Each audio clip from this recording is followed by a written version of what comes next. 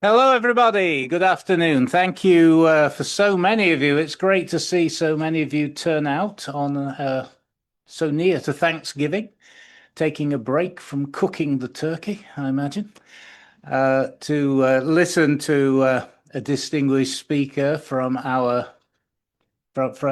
other SAIS on the other side of the Atlantic, from Washington, Frank Gavin, who's going to be our speaker today. Frank is the Giovanni Agnelli Distinguished Professor at SAIS and Director of the Kissinger Center. He previously held a named chair at MIT in Security Studies and served as Director of the Robert S. Strauss Center for International Security and Law at the University of Texas. Among many other important institutional roles and affiliations, he's also a lifetime member of the Council on Foreign Relations. His first book, which I know very well because I read it attentively when I was writing my textbook on the history of European integration, was called Gold, Dollars and Power, The Politics of International Monetary Relations, which was published 2004. 2004. I know it because it was dedicated to Catherine. Everyone in my family likes it. I like better because Olivia likes the second one. It was dedicated to her. Right, okay. So I've only got one son, so he's got three dedications. It's four dedications, I don't know. And Frank has also written widely on U.S. nuclear strategy and on nuclear weapons and the American Grand Strategy, which was published by the Brookings Institution in 2020. The Institute for Strategic Studies in London recently published his Adelphi paper, The Taming of Scarcity and the Problem of Plenty, Rethinking International Relations and American Grand Strategy in a New Era in 2024. And most recently, he's published this book, Thinking Historically, A Guide to Statecraft and Strategy, with Yale University Press. Now, what we're going to do today, a little bit of break from format. Frank's going to speak just 10 minutes or so about the theme of his talk. I'm going to ask him 4 or 5 questions, and based on I've been reading the text of the book over the last few days, and then, given how many of you there are, I'll throw the floor open, and I'm sure we're going to have an interesting, stimulating, and thought-provoking debate. Frank, floor is yours. thank you, Mark, and it's really nice to be here in Bologna. I always love to come to Bologna. It's so beautiful here, and to actually be in the presence of another historian. I've been doing most of these conversations with non-historians, so I suspect Mark and I could just talk about the book and about history for hours and hours. But what I wanted to do, just to give you a bit of an overview of why I wrote this book, and in some ways, it's a very personal book. There's sort of two sort of themes about it. One is the whole question of I, as a historian, I was trained as a historian, but for my whole career, I've been associated with institutions like this. Been in a political science department. I've been in schools of public policy, in schools of international affairs. I've never been in a history department. So I wanted to think about and put on the page, what is it that I do? What is it about my way of understanding the world? What is it about historical training that I can bring to students like you, that I can generate benefit for? And it's something I've been thinking about for quite some time. The second theme is, what the hell is wrong with the history discipline? This is kind of more inside baseball. Mark and I were talking about this over lunch. History as a discipline, not as an undertaking or an activity, but as a kind of organized discipline, is a disaster. I'm not going to talk about that. Hal Brands, my colleague, and I wrote a piece in 2018 called The Slow Motion Suicide of the Historical Profession, which I want to get catchy titles to piss people off. That definitely was probably the most cited thing I've ever written, and the president of the American Historical Association had to issue a denunciation of it. So I'm not going to talk about that part of it. I'm going to talk about the positive part of it. And I'm going to talk about why I think you all as students, why a historical understanding of the world, thinking historically, can generate incredible benefit as you move on into your careers, and why thinking historically can help you make better, more informed, wiser choices, facing complexity, facing a radically uncertain future, and that can supplement, and in truth, with all due respect to my IR and economist friends who may be in the room, actually provide better insight and better guidance. So this story begins of how I thought about this as a young undergraduate. I had the great fortune to go to the University of Chicago as an undergraduate. Oh, a maroon back there, fellow maroon, good to see. And I was a research assistant for the person who's the world's most famous international relations scholar, John Mearsheimer, right? It was an extraordinary experience. And I worked with him for over 2 years, took great classes with him. As a young person said, this is what I want to be when I grow up. It seemed so cool, the academic life that he was leading. He worked really hard. He was brilliant. This was at a time where he still went to archives. He's working on the book about Little Harp. And I graduated in 1988. And then 1989 happened.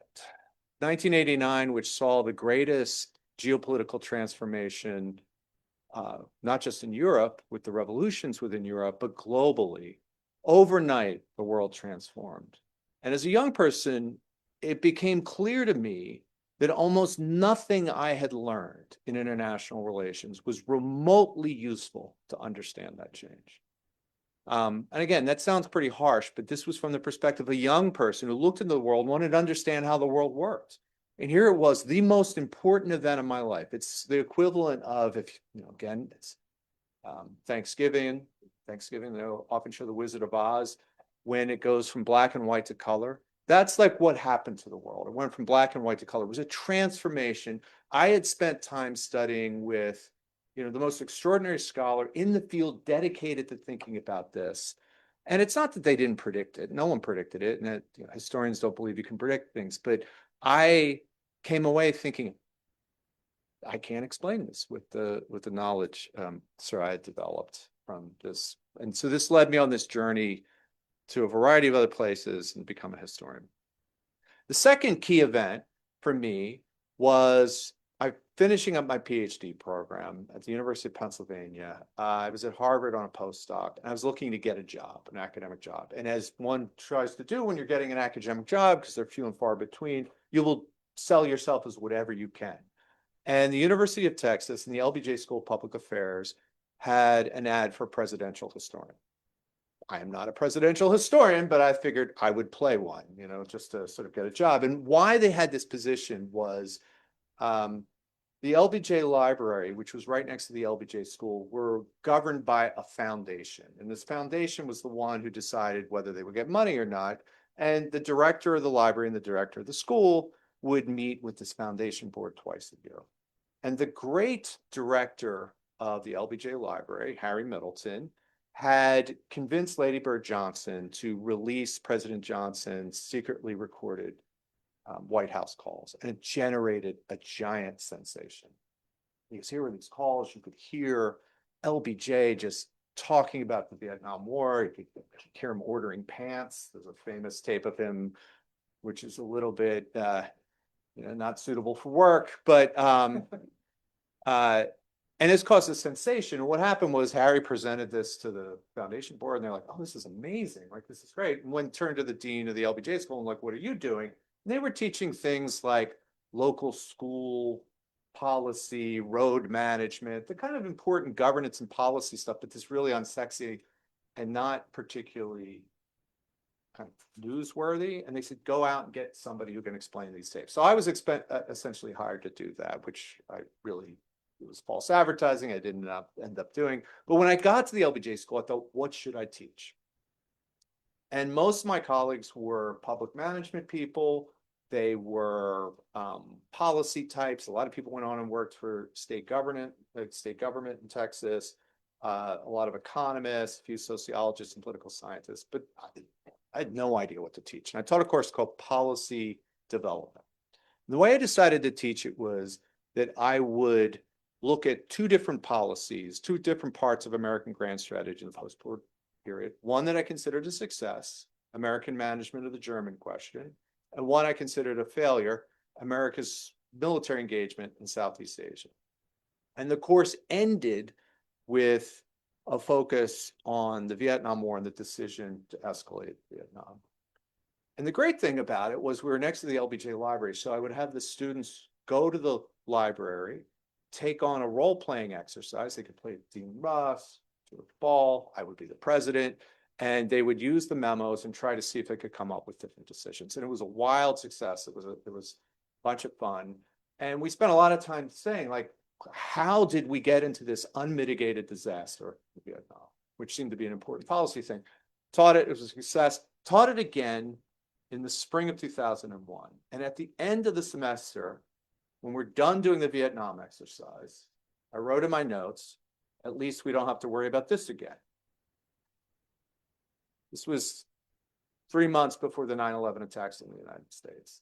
And I remembered as they were happening, and there was a lot of rhetoric around the idea that there was nothing the past could teach us, we're at year zero, everything is transformed, that this was a problem.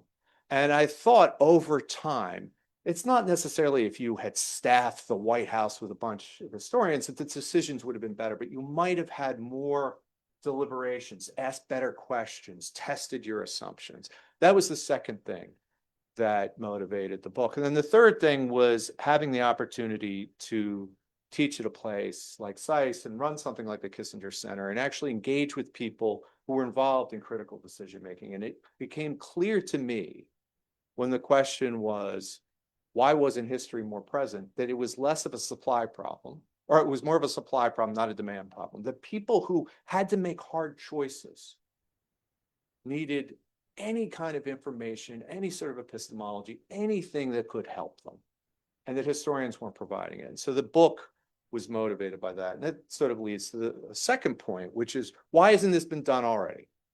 Why did I have to write this book? Because there isn't a lot. If you go out there and look and say, where are the books on the uses of history for decision-making? There aren't many. There's one famous book by Ernest May and Richard Neustadt called Thinking in Time. It was published in 1986, and it was based on a course that they ran out of Harvard and the Kennedy School for many, many years. It's very popular. I was actually just at Harvard at the institute that was created by them with Fred Logoval, who now teaches that course. I had mixed feelings about the book.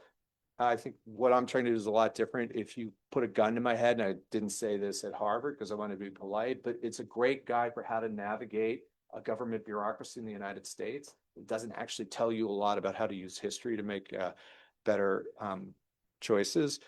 And when I asked myself, well, why weren't there more examples of this? There's sort of three reasons I could come up with.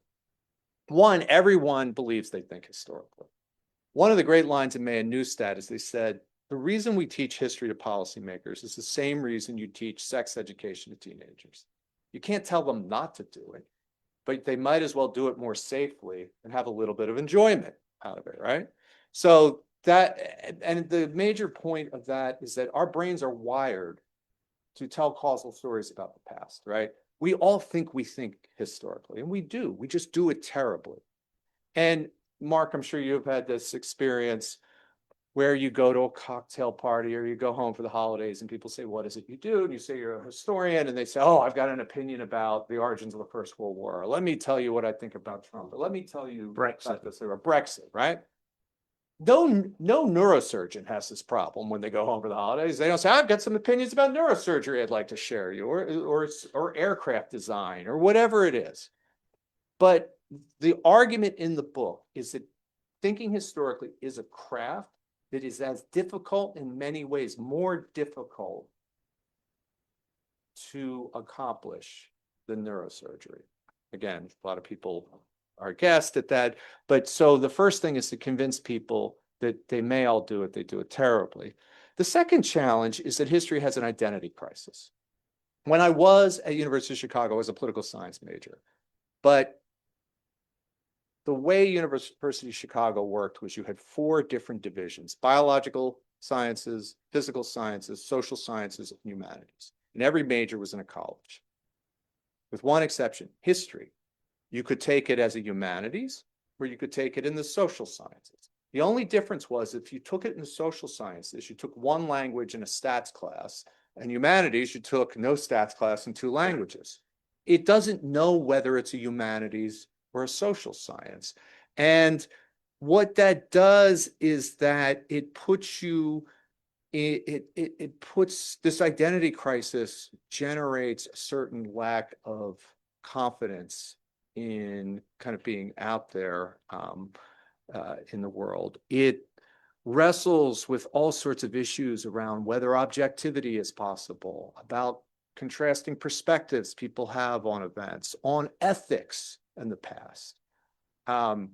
I remember having this, do you remember our trip to Harper's Ferry in 2017? And there was a fallen ice cream cone and some, there's some arguing among sisters. I remember thinking to myself, Harper's Ferry, where the American Civil War began in 1859 with John Brown's attack on the armory there.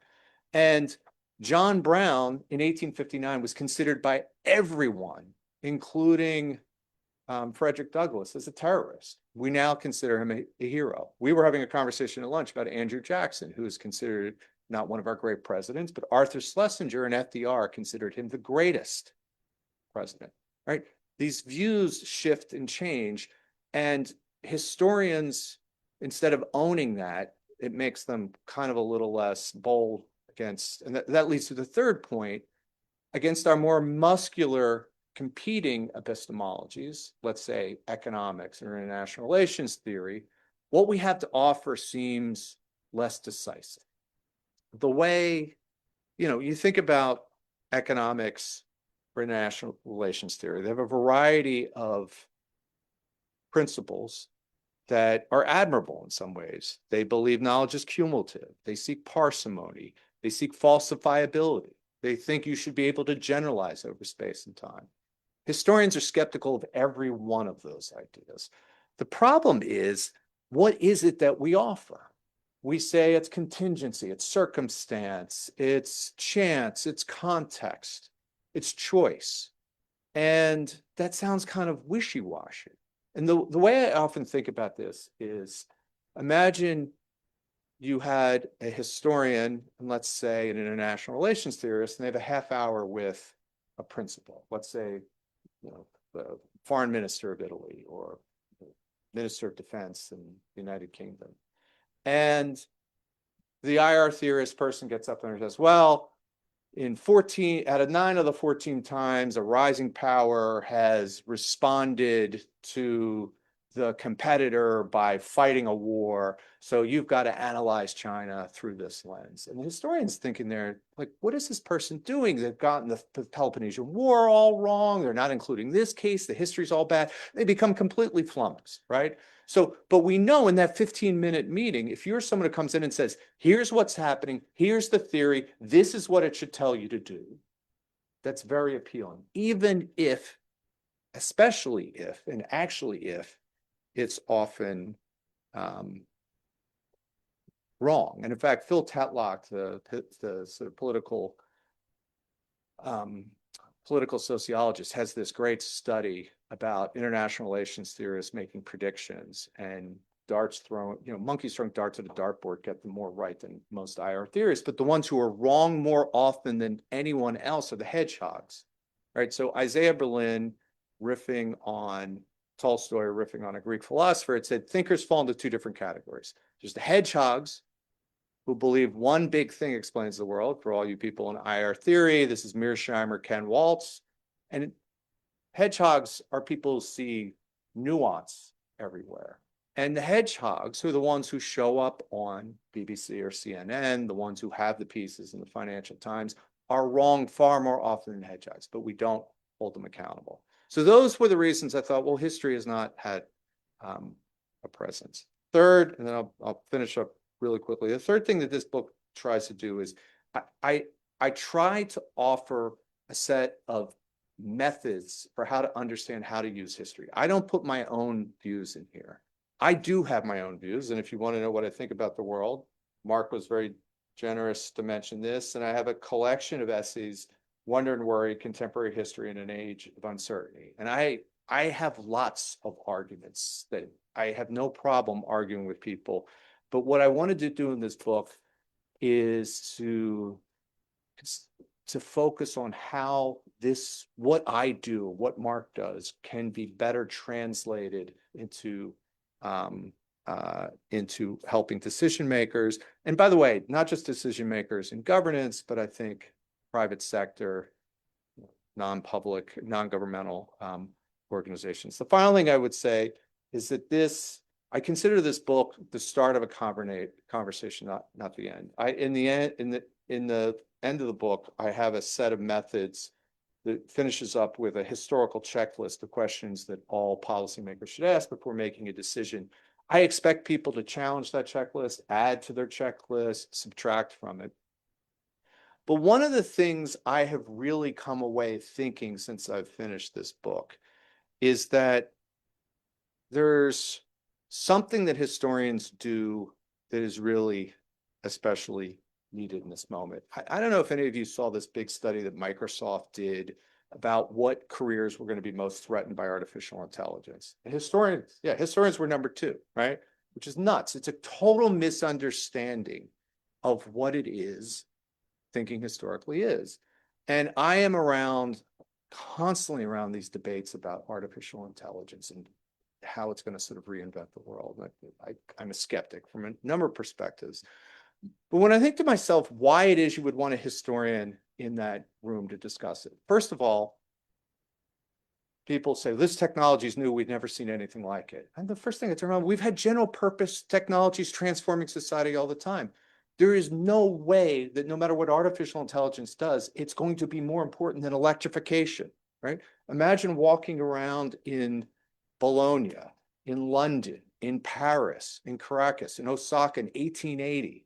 When cities burned down, wild dogs were over there. Most people were illiterate. There was, you could get cholera at any given moment. By 1950, by 1930, much of that had been taken care of. And electrification, which transforms every aspect of the economy, of the military balance, of sociocultural life, helps lead to, the doubling of life expectancy. We do have historical parallels. But even more important than that,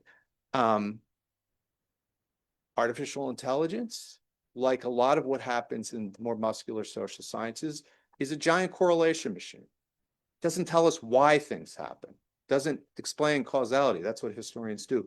But even more than that, they don't talk about the teleological questions that I think dominate much of what we're worried about today. We live in a time of unimaginable wealth, access to information, and even security. Yet we're unbelievably miserable. And when I think about this, the first great historian, Thucydides, said wars are caused by interest, honor, and fear. Most of our social science is really good at figuring out interest. It's not very helpful in thinking about honor and fear. And in an age where we talked about this at lunch, where resentment, alienation, polarization, humiliation, all of those forces that seem to be shaping the world we're in, even something like Russia's invasion of Ukraine, which makes literally no sense from an interest perspective. Even if they had won, they would have lost, right? Or a war between the United States and China, which would be an unmitigated disaster, makes no sense from an interest perspective. You can only understand through that lens of things which are hard to measure, quantify, and correlate. Those are the sort of subjects historians are particularly apt at dealing with. Anyway, with that, I'll turn it over to Dustin. Not quite sure how I follow that. That was terrific and a great introduction to what we're going to be talking about. So I'm just going to throw a few questions out there, and I can't but begin with the comment you began with, which was a polite but unyielding criticism of the state of the historical profession. Could you say a little bit more about that, and in particular why political history to some extent has, not to some extent, has to a very large extent declined as a central part of any core curriculum, when obviously political history, you know it, I know it, is not only interesting, it's also useful? It's a great question. And I think historians don't like, so anytime anybody studies something, and when you're taking a class or forced to read something, you should ask the professor, the syllabus, the author, why does this matter? And economists, psychologists, lawyers, you name the field, they're very good at explaining why you should care about something. The past is infinite, right? With most of the things that ever happened, most of the people that will ever live, completely forgotten. Why is it historians choose the subjects they do to rescue from that infinite past? We don't provide very good answers to that. We're very uncomfortable with that. That's kind of problem one. And most people look at us and say, well, why is that? Then the second related thing is, the truth is all history is contemporary history. You tell me what you think about the July crisis or the French Revolution, I'll tell you your politics today. But we don't like to acknowledge that. Historians like to think, and this is that wrestling with objectivity, they don't want to admit that the subjects they go into the past to recover and reconstruct and explain, and the way they do it is animated by their current interests. And there should be nothing wrong with that. But then that gets to the world we've lived in the last 30 or 40 years. If you were a historian in the 40s and 50s, the 60s, the 70s, you would have been struck by how consequential politics were and how particularly the consequences of war and peace were. The Cold War ends, history ends, according to Frank Fukuyama. That's a dramatically, completely former SAIS professor, fundamentally misunderstood what his argument is. And if you don't think issues of war and peace matter in your contemporary time, why would you study? At the same time, starting in about the 1970s, you have a profound transformation, a rights revolution, profound transformation in people's sense of identity and how that identity relates to others, whether it's on notions of gender, race, sexual orientation, ethnicity. And so this question of who you are, where you belong, and how you relate to others, as we know, becomes an enormously important political issue. So people then start studying the past, understand identity. And that's fine, by the way, right? You should study things. And identity is an extraordinarily important. In my lifetime, what it means to be a human being and how we identify and associate with others has transformed as much as anything politically. And we should study that. And we should seek and try to understand voices that weren't heard earlier.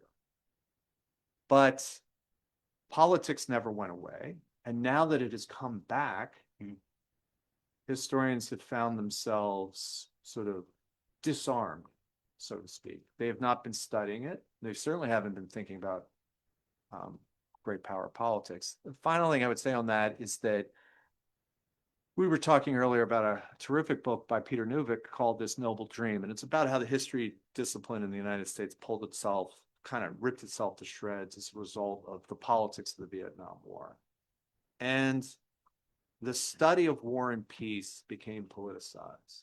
I mean, I study the history of thermonuclear weapons because I think it's obviously consequential, because there's no more terrifying, catastrophic possible political act than a thermonuclear war. So I don't feel like I need to spend a lot of time justifying why I study it. But in professional history departments, there was a sense that, well, if you study something, you must like it. So somehow I like thermonuclear war somehow, which is obviously completely bizarre and untrue. So that would be my general hypothesis. And by the way, history has left itself in a situation. SAIS is so forward thinking on this. We have Sergei, we have Mary Serrati, Hal Brands, and there's been a long tradition of historians at SAIS. That's very rare in most. There's, Tufts had a little bit of this, Georgetown, a touch of this. But for the most part, you go to a place like, say, the Kennedy School, it's mostly a more econometric look at things. Thank you. Well, you mentioned your checklist. I was reading through the book, and I thought this was a really interesting idea, giving 12 points in which historians can really help policymakers, and particularly policymakers perhaps in the sphere of foreign affairs, reason better and make better policy decisions in the same way that there are checklists for surgeons, who you mentioned before, or engineers and so forth. Now, you rightly say for historians it's slightly more elastic, but still, I thought this was a really interesting idea, and I just wanted to ask you one or two questions based on some of the checklist that you on the checklist that you put forward. And the first question I had was one which I think, you know, I found myself agreeing very strongly with some of the points you made, a bit less on one or two others, and we can perhaps talk about one or two of those later. But the one I did agree with very strongly was you think historians have a sophisticated idea of causation. And I wondered whether you could say a little bit more about that, because, you know, you say there's historians are well aware of short-term causation, medium-term causation, long-term causation, anything, all of these are present in any political decision, and historical training enables you to understand that. Yeah. So the way I think about this, and I believe I think I talked about it in the example of why things happen. I try to imagine if I had to write, if you asked a variety of people and you wanted to surface what forces they thought mattered, right? All of us care about policy. Policy is about intervening in the world to generate different outcomes than would otherwise have happened. In order to do that, you have to have theories about what are the forces and what are the actors that matter in the world to intervene. And so the two events I talk about a lot in the book of the Cold War, the origins of the First World War. You have under 300-page book on the origins of the First World War. If you spend 280 pages on the events of June 28th, 1914 in Sarajevo, you're revealing what you think matters. I mean, we were talking about this, I was talking about this with our dean because we had a faculty meeting where things went wrong. And if one person had showed up, they wouldn't have gone wrong. And I said, well, when Archduke Fritz Ferdinand comes to Sarajevo, there's an early assassination attempt on him. It fails. His bodyguards, his visors, and his wife says, let's get the hell out of here. He's like, no, I want to go to the hospital to visit the people that were shot. His security detail and the local authorities have not coordinated. And his driver ends up making a left instead of a right. And his car ends up the engine dying right in front of the cafe where the assassin who had missed him earlier was sitting depressed having a coffee, looks up, there he is, gets up and shoots him, right? This driver makes a right instead of a left. But the question you ask yourself is then, let's say that day you ran that experiment 100 times. Does that mean the First World War doesn't happen? Other people would write a history of that and say, well, if you look at the past 10 years, there had been this intensifying rivalry between Great Britain and Germany in a naval arms race. You had the tightening of the relationship between France and Russia. You had the Germans looking more and more as if they had wanted, sort of more of an empire. And you'd look at the medium-term causes and you'd say, well, even if it had not happened in the summer of 1914, politics were so bad, it was as if gas had been let in the room and all it took was the match. And if this match didn't go off, another would have gone off. So that book might spend 280 pages about military plans and interlocking alliances. But there are other people who might say, no, to really understand the origins of the First World War, you have to understand the forces unreleased by industrialization and the profound consequences of technology, of imperialism, of demographics, Europeans' population going like this.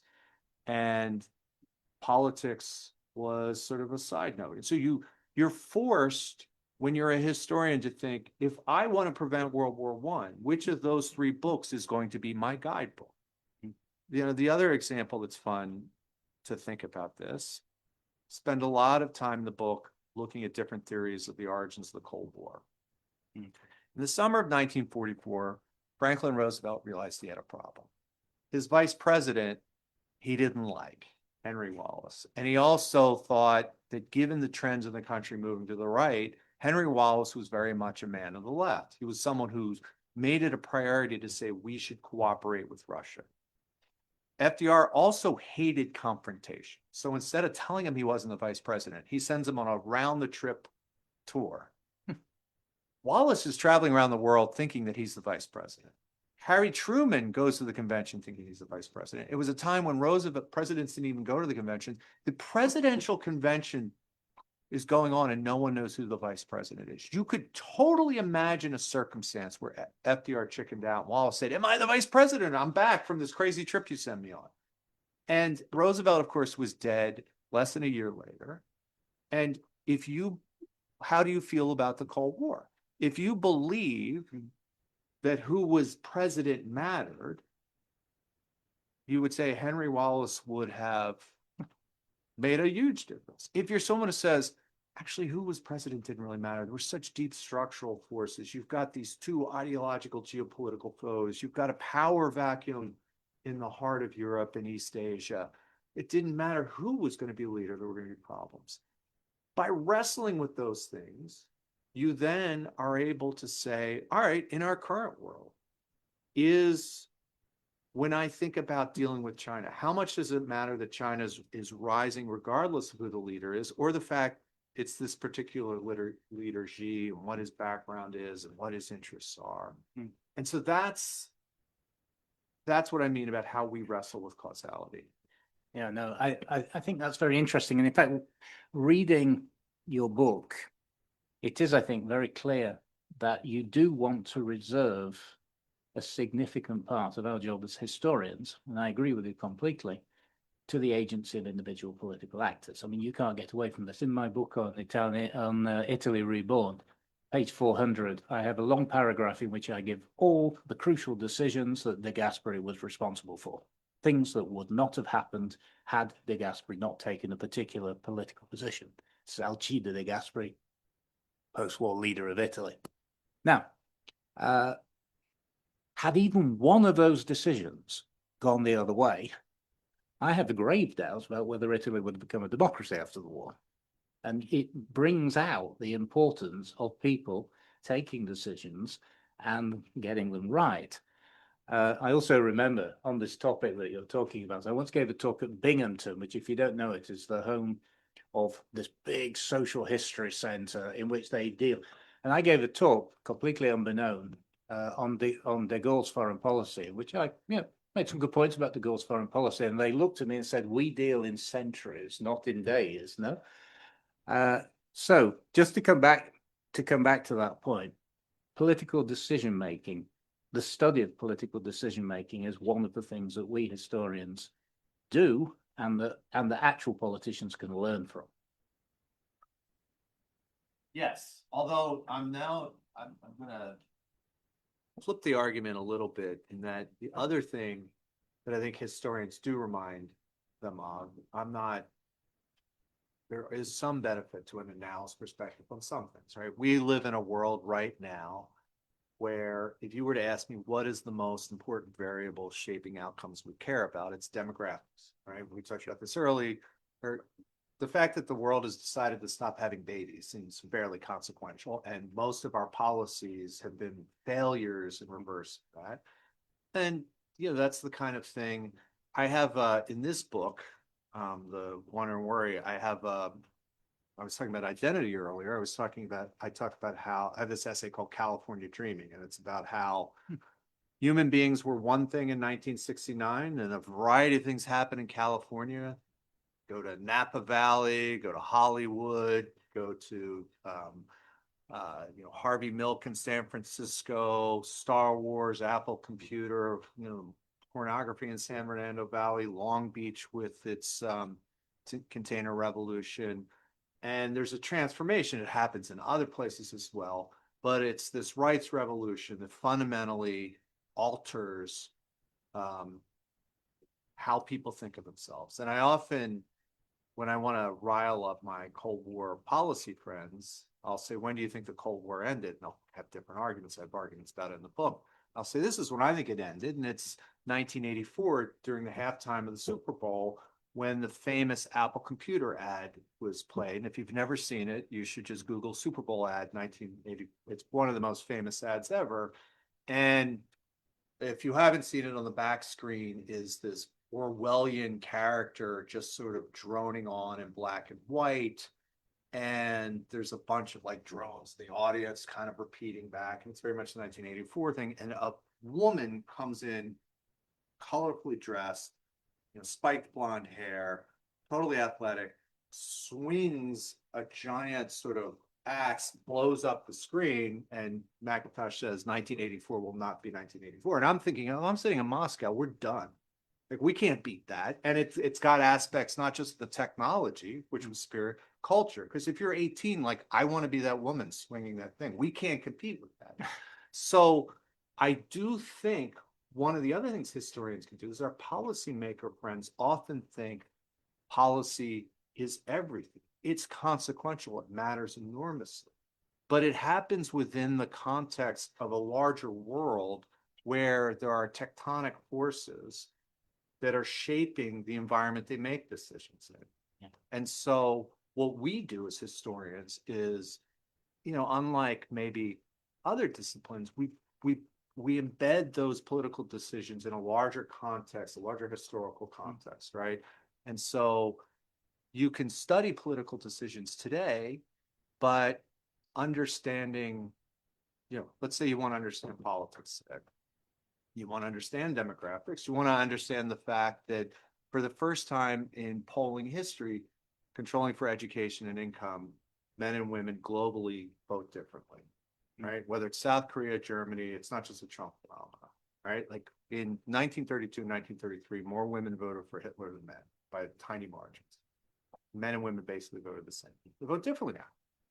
What is that? That's the kind of tectonic policy. It's some way, is it one, is it the other? The historians, given their flexibility and adaptability, can understand and make sense of. So I don't want to act like policy is everything. Part of this is to remind my policy friends, no, it's not everything. The choices you make take place in a world that has important historical shifts going on that you need to understand, whether it's demographic, technological, sociocultural. So to me, what we do is to look at both. Okay.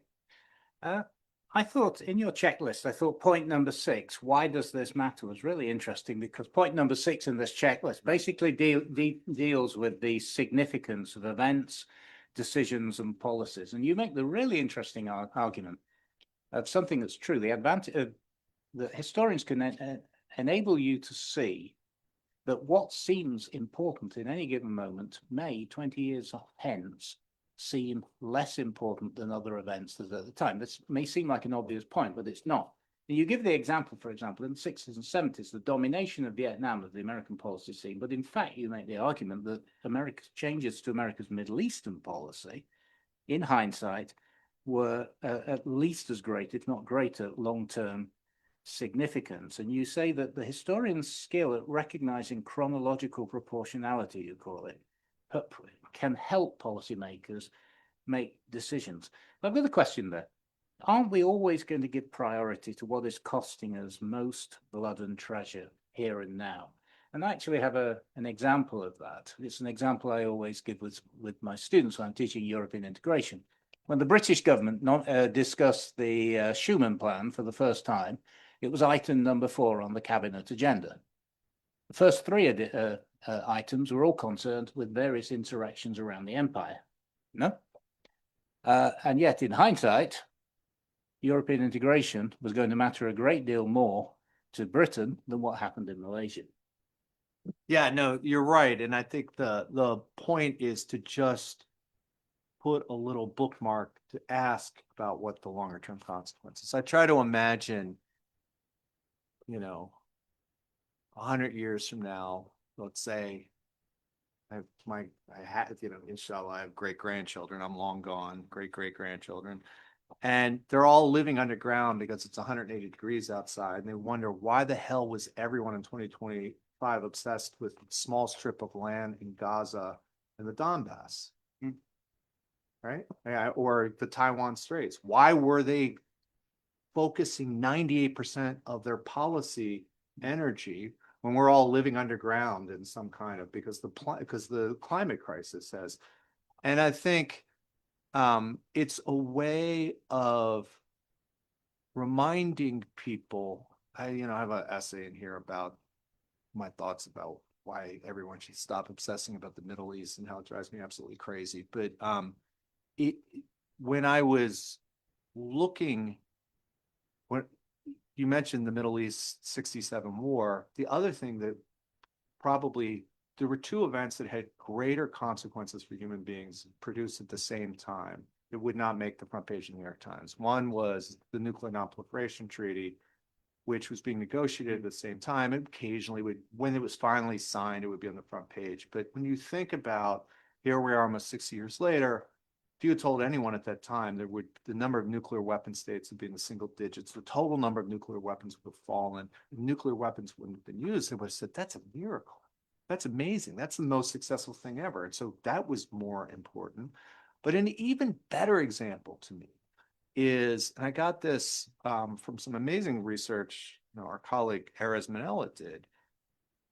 Through the World Health Organization, the Soviets and the Americans around this time start cooperating on smallpox eradication. Smallpox had killed twice as many people as all the wars combined in the 20th century after 1965. It was still killing 2 million people a year in 1965. In 1975, it killed 0. Right. And so how do you weigh history? Right. Yeah. I got an argument.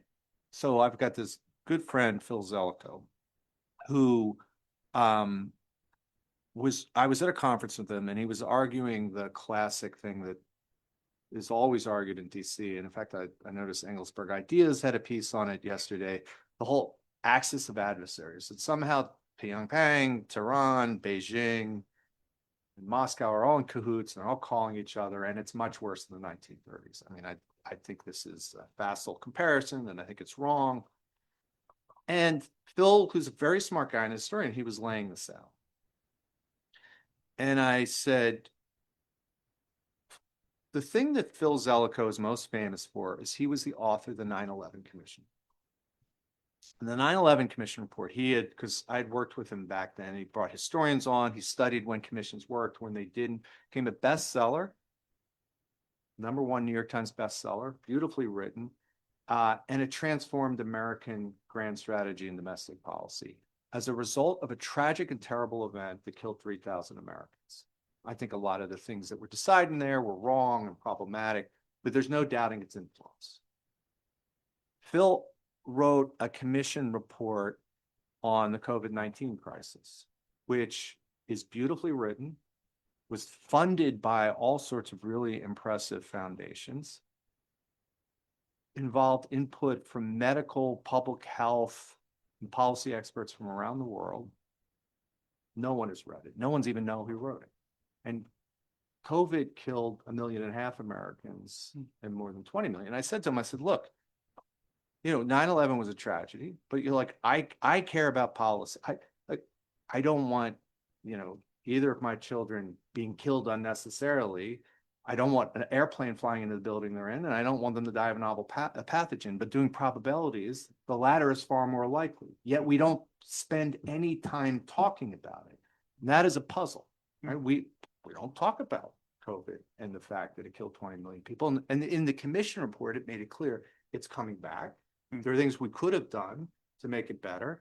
And there's a chance the next one might be more lethal, right? But so when I talk about chronological proportionality, it's also about trying to figure out why it is people, again, Peloponnesian War, people forget this. Athens lost because of a plague, right? Everyone's like, oh, it was a military strategy. They had a plague that wiped, that really weakened them. So it's to highlight, it's not just for policymakers, it's also for us as a public. Why do we obsess on and again, when you read the newspapers, why are we drawn to certain stories and ignore others? And can we train our minds to at least be sensitive to the ideas that there are more important things happening that may not be as immediate, but may have longer term consequences? Okay, just one last question, and then I'm going to throw it open to everybody else. You've been very patient. You quote Sandy Berger, the former American National Security Advisor, saying, "History is written through a rear view mirror, but unfolds through a foggy windshield." I thought that was a great quotation. In a few brief lines, and I know it's really the whole of the book altogether, but how can the training in history help unfog the windshield? Is it a heater that makes the condensation go away? So I don't have this in the book, but given that I believe that we explain the world by telling stories, stories are much more satisfying when we know the end. Now imagine, Mark, a century ago, and you were asked by your editor, I guess, I don't know when it would be, a century and 10 years, 11 years ago, and they said, write me a history of European politics after the Congress of Vienna, and the deadline is June 1st, 1914. Right? You're working really hard, and you're saying, you know, since Vienna, we've had some wars here and there, we've had some conflicts, but it's actually been a very peaceful century. We've done really, really well. We've had these 2 crises in the Balkans we've survived. Keep on keeping on. Like, this is great. Like, we're doing great. Like, even as I speak, the Kaiser is partying with the British Navy, right? Like, and so you send it off to your editors on vacation. He finally gets around to it in August and says, what the hell is this? Right? You have to rewrite the whole book. And the challenge for thinking historically in the present, say our current moment, is we don't know how the story ends. We don't even know what the story is we're telling. Yeah. And outcome bias or retrospective bias is very much because we know how the story turned out. We naturally assume a certain path dependence and inevitability. We have to force ourselves to see that there are any number of different, like your point, if one of the many things on that list have not been followed, Italy is not a democracy. I was talking to Mike Plummer about this at lunch. I said, when something happens, it's assigned an N. It's put in the data set. But that N, which then is collated, regressions are run on it. What if you in some way ran that experiment and that N only became that N 30% of the time or 10% of the time? How solid of an N is it? And we, in our quest for certainty, see how things coming into our lives as having a certain air of inevitability. And I think thinking historically and realizing that the past should be as cloudy in some ways. You could imagine any number of different outcomes, which is similar to that of the future. And that's sort of what I was trying to get at there. I think the sense that that there are possible futures, and that this sense that you're describing, that the story, that even if it's a story that we now know, it didn't need to happen like that, is a mark of the true historical sensibility, which is the phrase you use all the way through the book. Anybody, please, Professor Mark. Thanks. I'm fascinating. I haven't read it, so I recommend it. I know I will.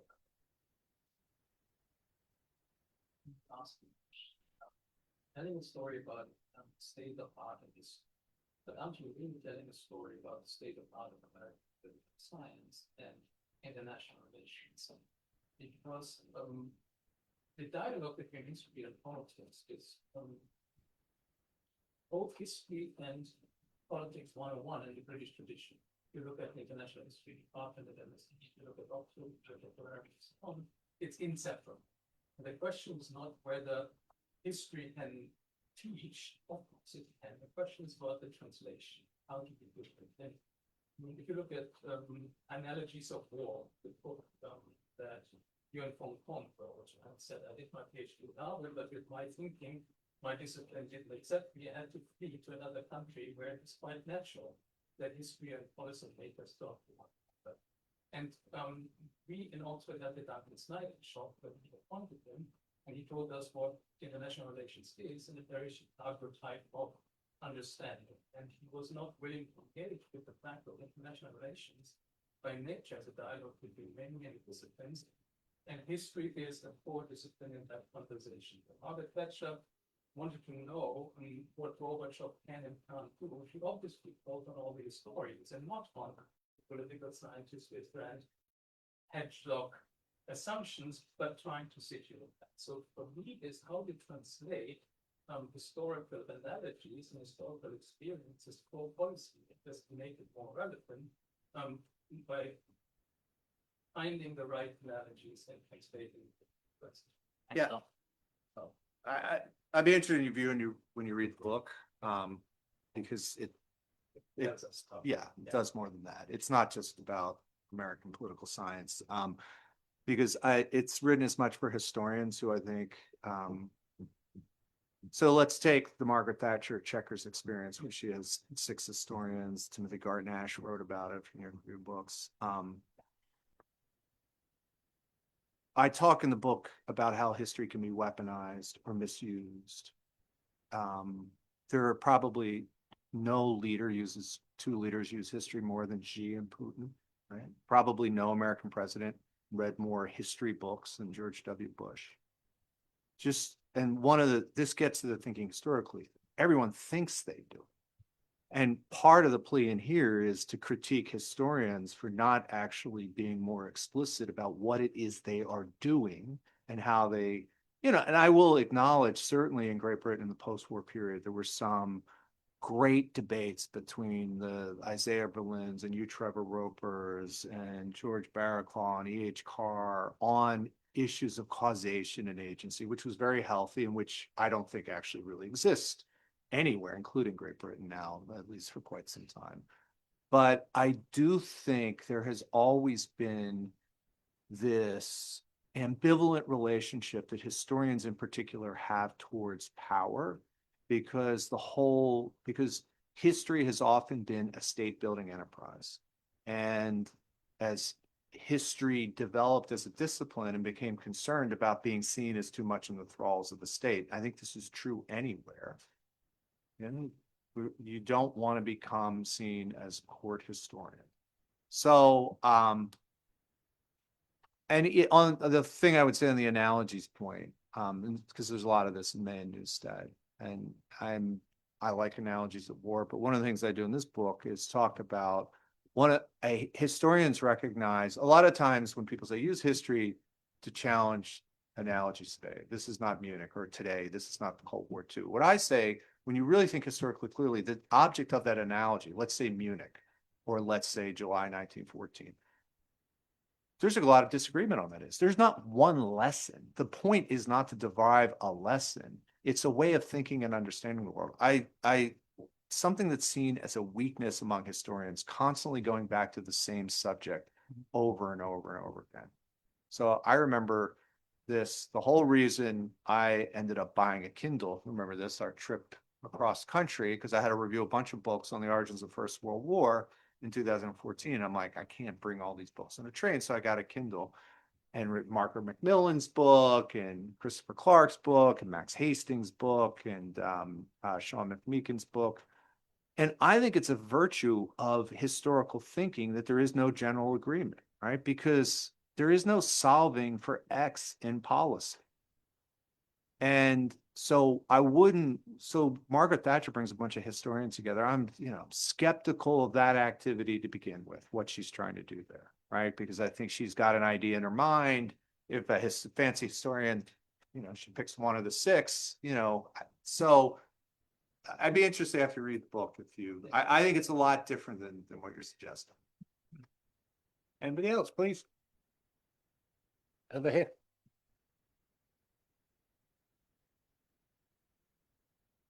Perhaps you could give your name and then say a bit about yourself. Hello.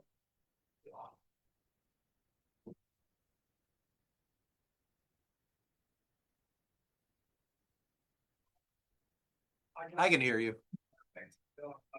A bit of a loud noise as it is. Hello. Yeah. Okay, there we go. Finally. Hello, I'm Marco. I'm an MA/IR student here, obviously at SAIS Europe. And my question to you is, you talked a lot about the purposelessness somewhat of the current discipline that is history, but you didn't really say that much about how to address that per se. And so I guess what steps, whether they are, quantitative in nature, like measurable, or more cultural in nature, could be, incentivized to recover the history from, the perch, I guess, it's fallen from. Thanks. Yeah, it's a great question. I think I have great concerns about the state of higher education generally, both in the United States and globally. I think that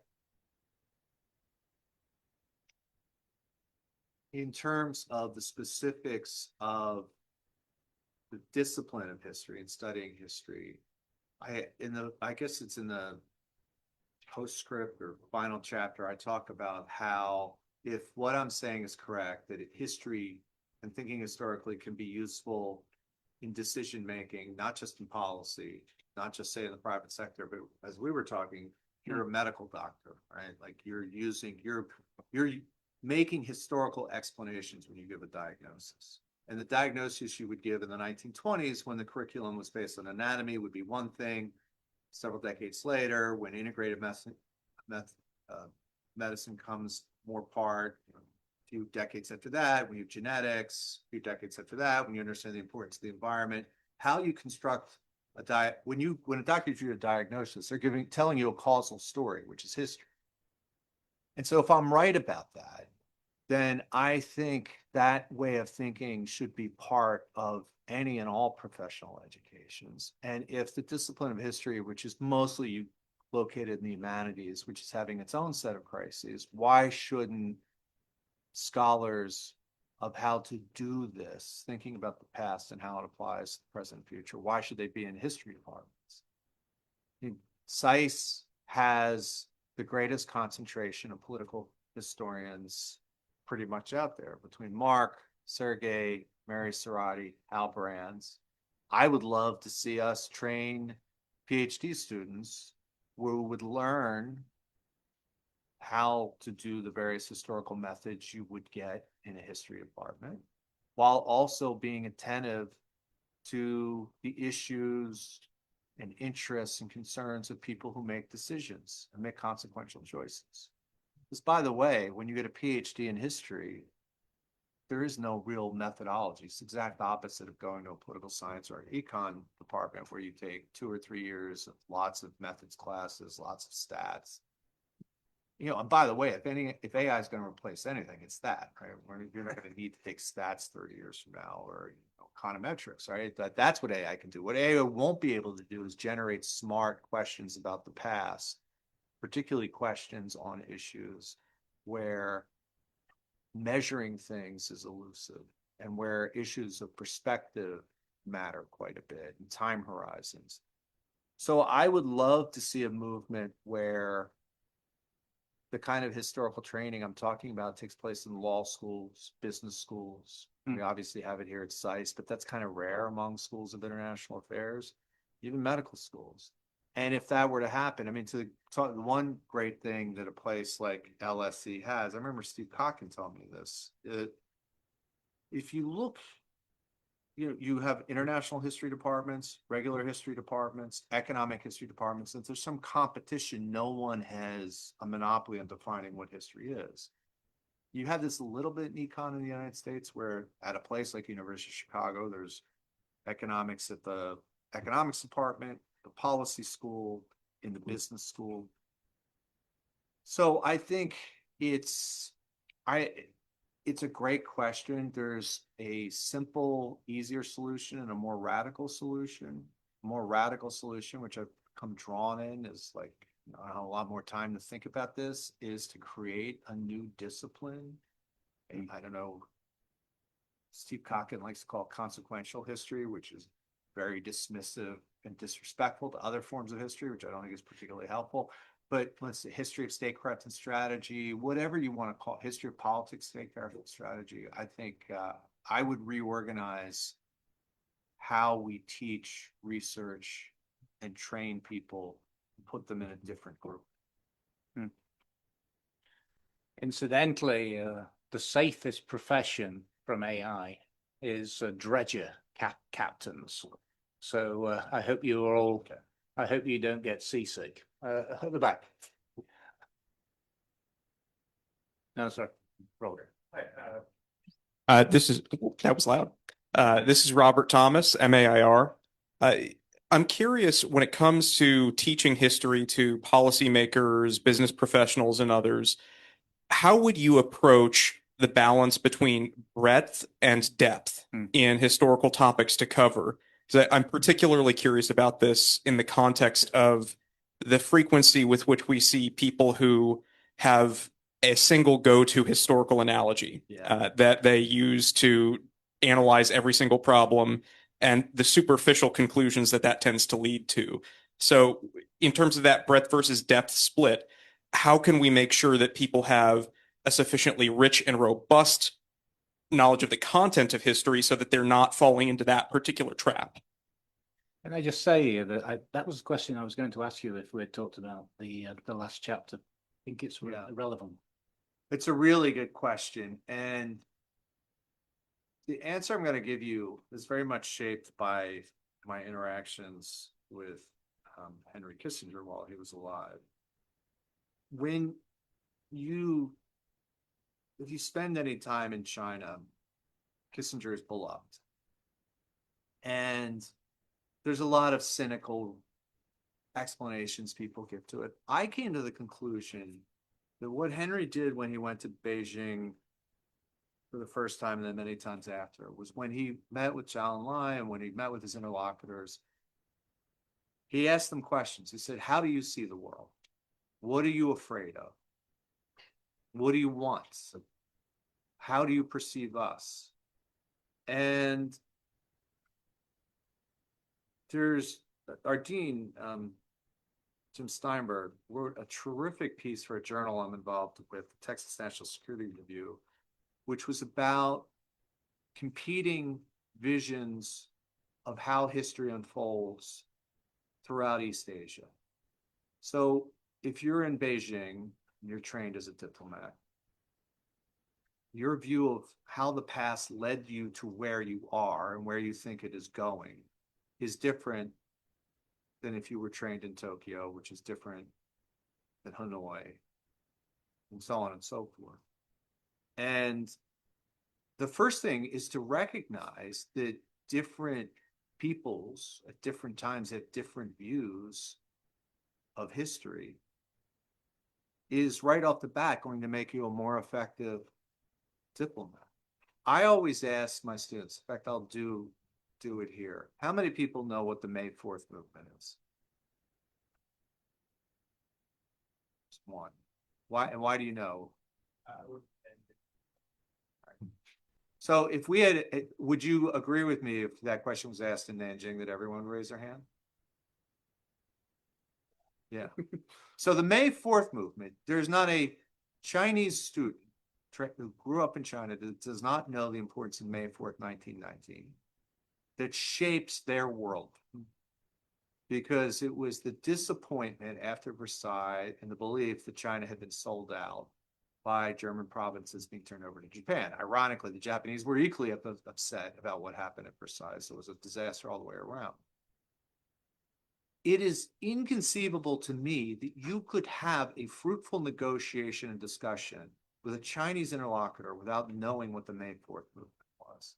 I had a conversation with a very high-level national security person who dealt with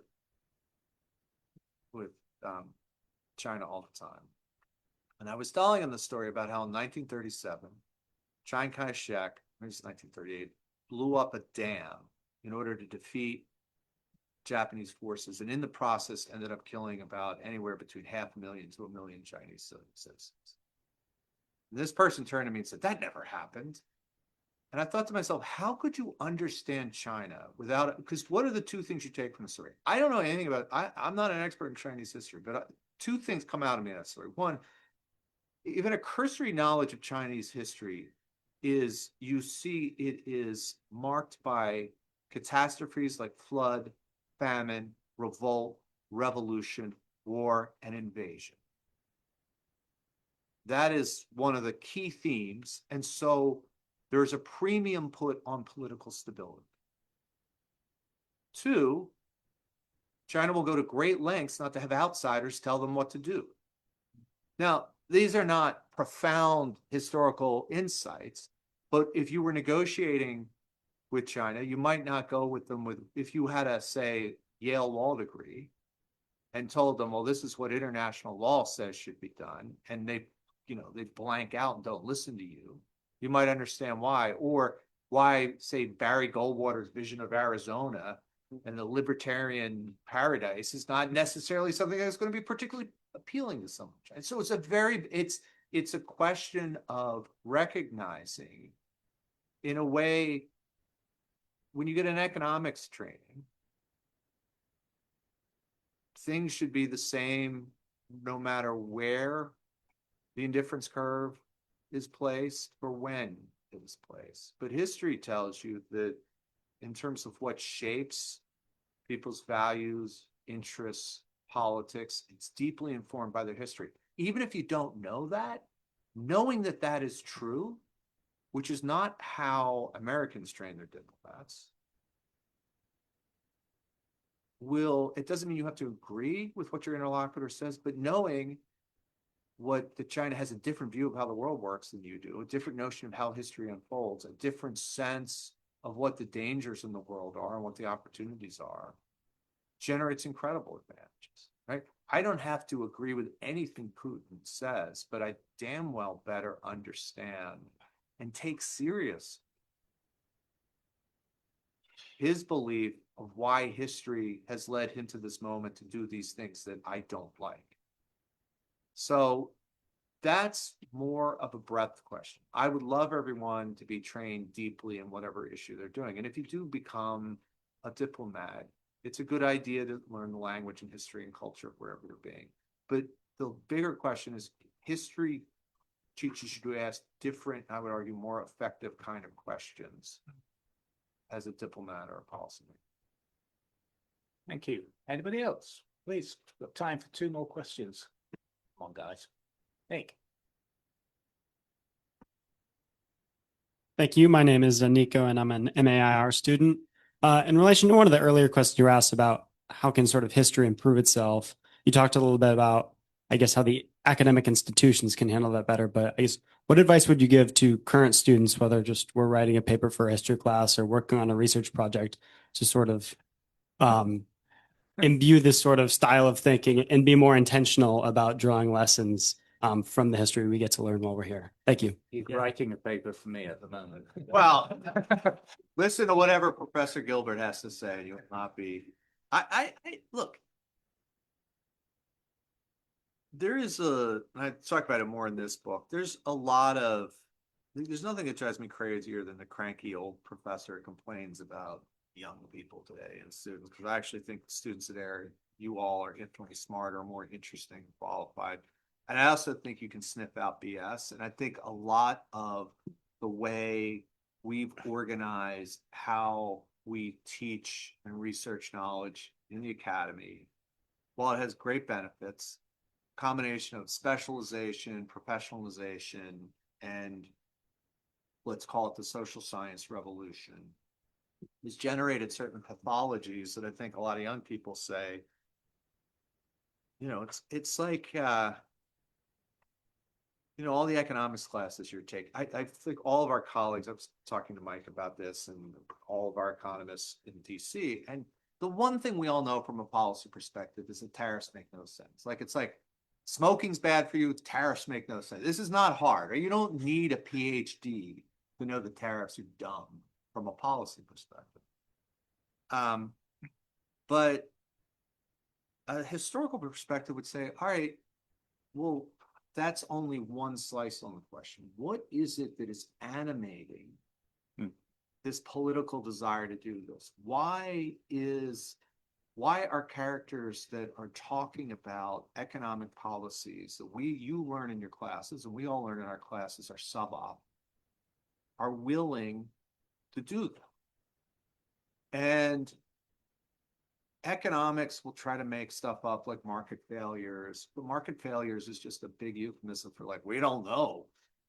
But like, but you want to go to explain important phenomena by not looking at what I would call subrational pathological arguments. So one of the reasons I don't like thinking in time is May and Neustadt were, the way the Kennedy School was created was, it was funded by the Kennedy family, more or less as a memorial to John and then Bobby. And there were a bunch of Harvard professors that got around, people like Thomas Schelling, Ernest May, a young Graham Allison.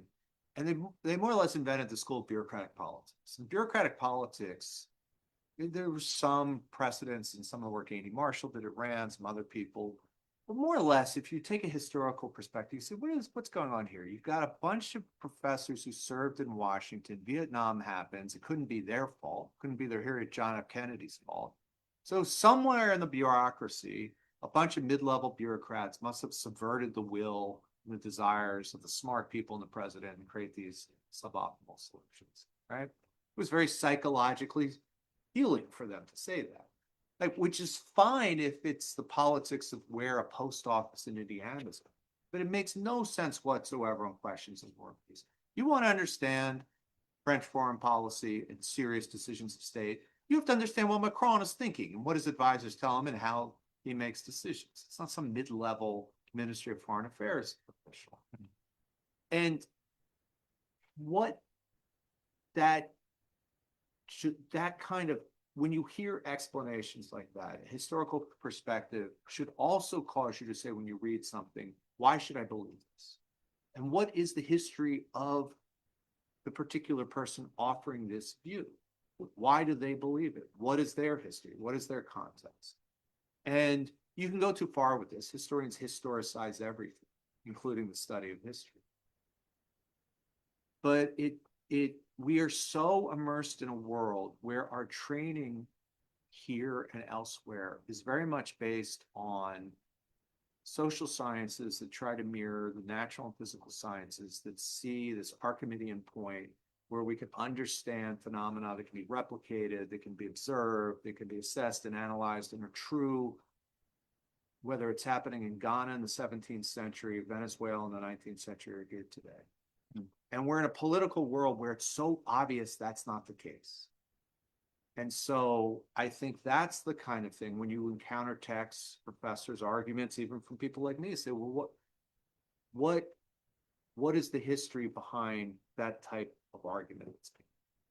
What is the perspective that the particular person is taking? Because that's something historians do all the time. I would like to continue for another half hour or more, maybe even another hour, because I could listen to this argument. I think it's been one of the most thought-provoking seminars we've had all year. Frank, thanks very much. It's been terrific. Thank you.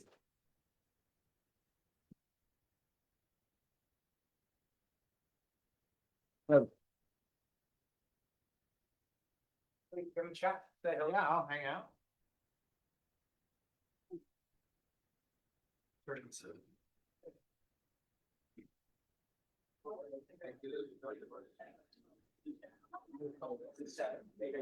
I wish I did. In fact, I think it's.